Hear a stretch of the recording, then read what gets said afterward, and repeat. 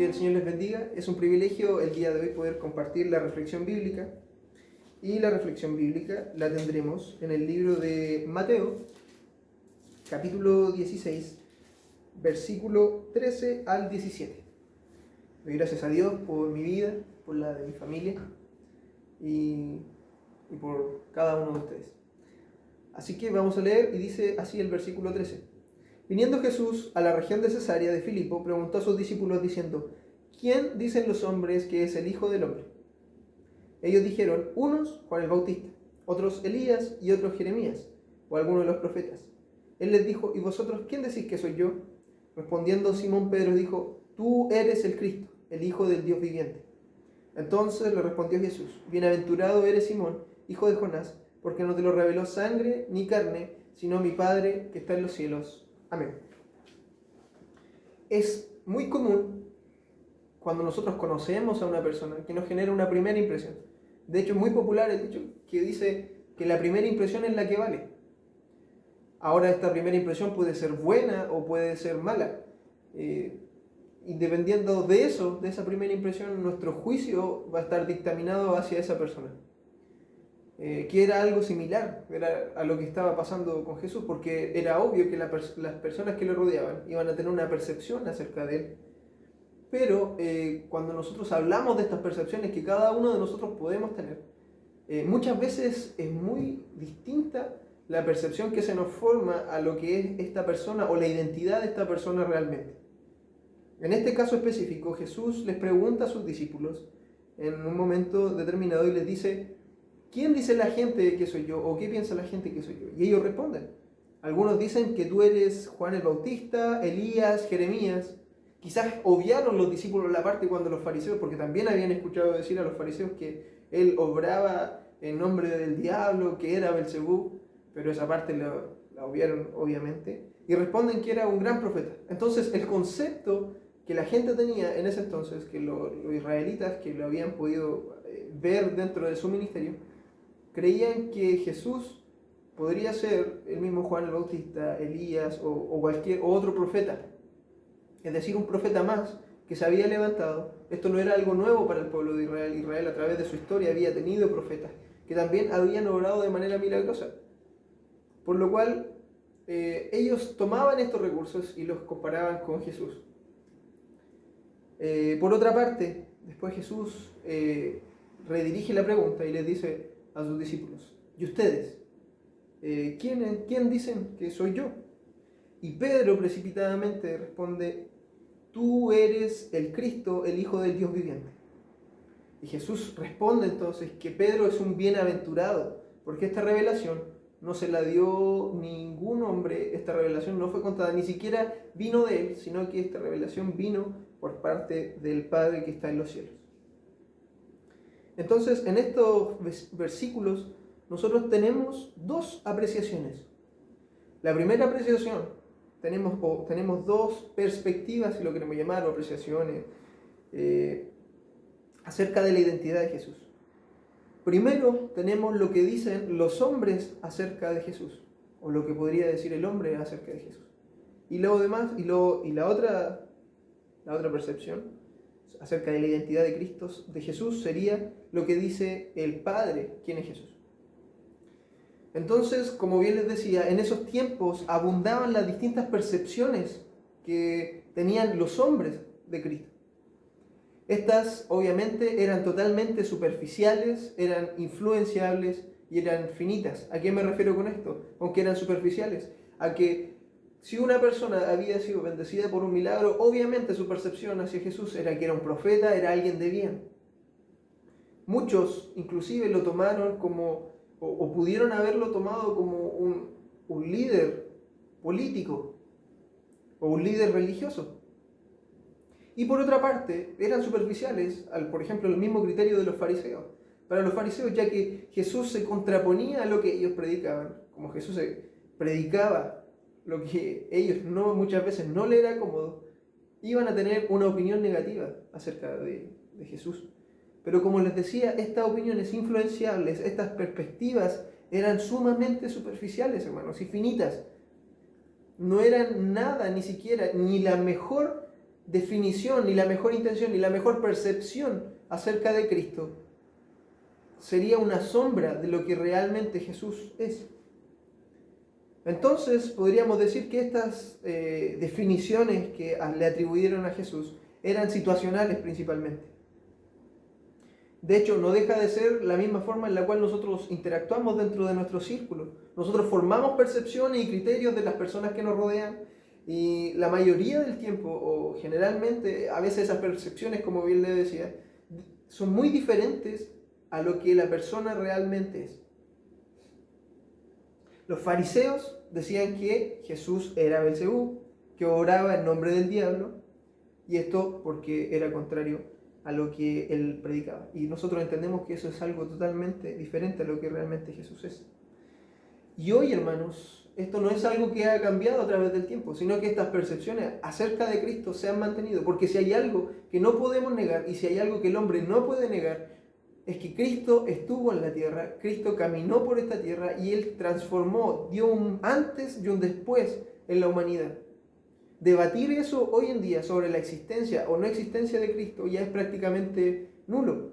Ya no se genera ese debate, sino que lo que ahora podríamos debatir, hermanos, y ahora lo que estaría en la palestra sería definir si realmente este hombre era el Hijo de Dios, quien decía que era, si era un gran profeta, un gran líder religioso, o si también estaba loco, era mentiroso, venía de parte del diablo. Son tantas las opciones, hermano. Y así hoy en día nosotros podemos ver, cada una de las personas que se ve enfrentada a la imagen de Cristo puede tener una opinión acerca de él.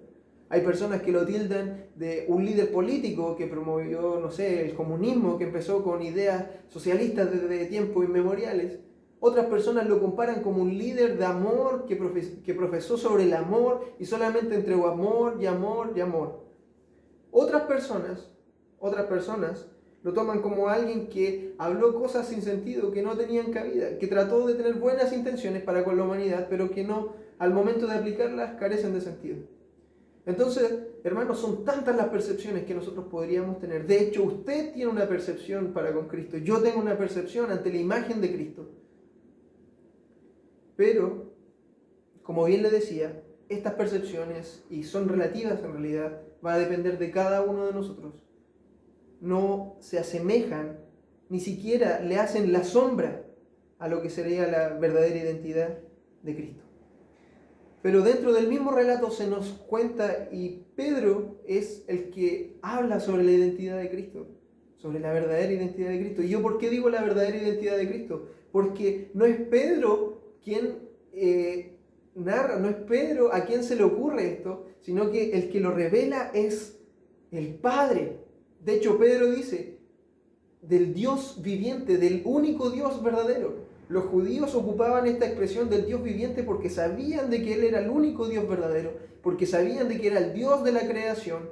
Y si hay alguien que tiene la verdad en sus manos, y hay alguien que tiene todo el conocimiento de todo lo que existe, es nuestro Dios. Es el autor y creador de todas las cosas. Y es Dios quien revela a Pedro y le dice, el hombre que está delante tuyo es Cristo. Y es lo que Pedro expresa. Ahora, hermanos, al llevarnos a esa circunstancia, lo que implicaría para ese grupo de judíos que estaba ahí, entender o siquiera poder mirar al hombre que estaba frente a suyo como el Cristo, significaba que miles de años de espera por el ungido, que por fin toda la descendencia de David había convergido en un punto, y ese punto era aquel maestro al cual ellos seguían. Estaba ahí, el ungido de Dios, el primogénito de toda la creación. Eso era lo que Pedro estaba confirmando cuando él dice, tú eres el Cristo, eres la salvación del mundo, eres quien nos vino a rescatar. Entonces la revelación que Pedro entrega en ese momento es potente. Eres el ungido, eres la simiente de Eva, el descendiente de David. Estaba ahí, frente a los ojos de estos discípulos. Pero entonces nace la pregunta, ¿y cómo es posible que Pedro haya podido darse cuenta, haya podido emitir esto, y la demás gente no pudiera ver o no pudiera reconocerle como el Cristo? Y como ya lo hemos mencionado, la respuesta es dada por Cristo mismo. Le dice, Pedro, esto te lo ha revelado nuestro Padre. esto te lo ha revelado el Padre de los cielos. Porque es imposible, hermanos, que Pedro en su condición pecaminosa, es imposible que un hombre en el cual la obra divina de nuestro Señor no ha interactuado en su corazón o no se le haya revelado esa iluminación, no se haya sido iluminada su mente para poder mirar a Jesús como Cristo, es imposible que por sus medios un hombre pecaminoso lo pudiera hacer. La palabra del Señor nos dice en 1 Corintios 2:14, pero el hombre natural no percibe las cosas que son del Espíritu de Dios, porque para él son locura, y no las puede entender porque se han de discernir espiritualmente. Era obvio que todas las personas que estaban ahí rodeando a Jesús no iban a poder ver quién él realmente era, porque están a causa de su pecado cegados. Usted y yo, a causa de nuestro pecado, no podemos ver realmente la imagen de nuestro Señor Jesucristo.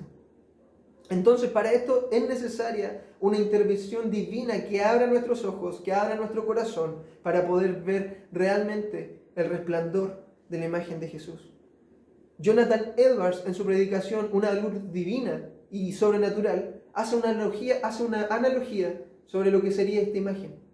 Sobre tener a Cristo, sobre saber o tener a Jesús delante de uno, y la diferencia de saber que Él es el Cristo. Y esto lo hace con respecto a la miel. Nosotros podemos visualizar un tarro de miel que está sobre la mesa y saber que esa miel es dulce. Pero cosa muy diferente sería ir nosotros hacia esa mesa, abrir aquella miel y degustarla y saber que es dulce. Pedro y todos los hombres que por gracia de Dios se les ha sido revelada esta verdad, pueden saborear y disfrutar de la imagen de su Salvador.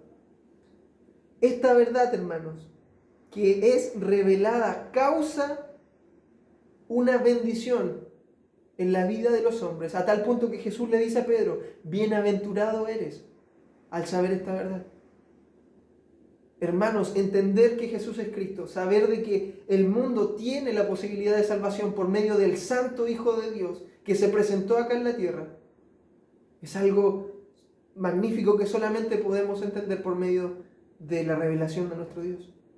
Aquellos hombres que han podido entender, cuyos ojos han sido abiertos, pueden disfrutar y saborear de la verdad de tener un Salvador al cual pueden recurrir, al cual se pueden arrodillar y pedir perdón por sus pecados. Entonces, esta verdad, hermanos, causa un impacto en la vida de los hombres a la cual se ha sido revelada, a tal punto que va a transformar completamente su manera de vivir, su manera de ver la vida y cómo va este hombre a poner sus prioridades. Hermanos, tenemos el ejemplo de los discípulos. Cuando los discípulos, después de que se les es dado, después de Pentecostés, cuando ellos empiezan a predicar, cuando ellos empiezan a vivir en pos del Evangelio, en pos de este Cristo, entregan sus vidas completamente. Después de haber estado huyendo en la crucifixión de Jesús, ellos entregan sus vidas. Y todos mueren, con excepción de Juan. Todos mueren de maneras terribles, hermanos, dispuestos a entregar su vida a causa de este ser maravilloso que es nuestro Señor Jesús. Entonces, hermanos, para nosotros no es imposible pensar de que si a usted se le ha revelado quién es Jesús realmente, si pudiéramos visualizar quién es Jesús realmente y lo que significa que Él haya venido a la tierra, nuestras vidas por ende deberían cambiar, deberían volcarse al 100%. Es inconcebible, hermanos, que nosotros llevemos una vida de pecaminosidad, mantengamos una vida miserable, mantengamos un evangelio, hermanos, que sea prácticamente como asistir a un club social, o que sea el mismo compromiso que asistir a un club social, si nosotros realmente entendiéramos quién es Cristo, si realmente entendiéramos quién está delante de nuestra iglesia, quién está delante de nosotros, quién murió en la cruz del Calvario.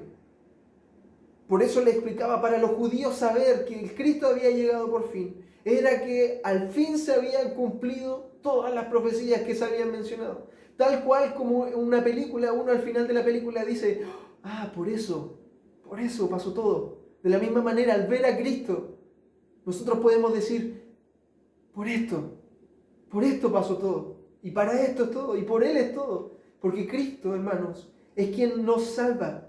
Cristo es quien nos da la oportunidad de salvación. Entonces ahora nosotros debemos analizarnos a la luz de las Escrituras y preguntarnos a nosotros mismos. Y la pregunta para usted del día de hoy en esta reflexión es, Hermano, ¿quién dice usted que es Jesús? ¿Quién dice usted que es Jesús? ¿Es capaz de verlo como el Cristo?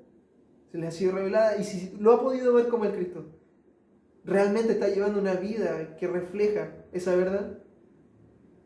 Un predicador decía que encontrarse con Cristo es como ser atropellado por un camión. Porque aquel hombre que es atropellado por un camión nunca va a ser el mismo hombre. De la misma manera, hermanos, es conocer a Cristo. Por eso la pregunta del día de hoy, y para cerrar esta reflexión, hermanos, ¿quién dices tú que es Jesús para ti? ¿Es solamente un profeta más? ¿Es solamente un líder religioso? ¿Alguien que no tiene mayor relevancia en tu vida? ¿O realmente es tu Señor? ¿O realmente es quien merece que todos tus ingresos, que todo tu esfuerzo, que todo tu tiempo vaya en pos de Él? Que el Señor les bendiga, hermanos.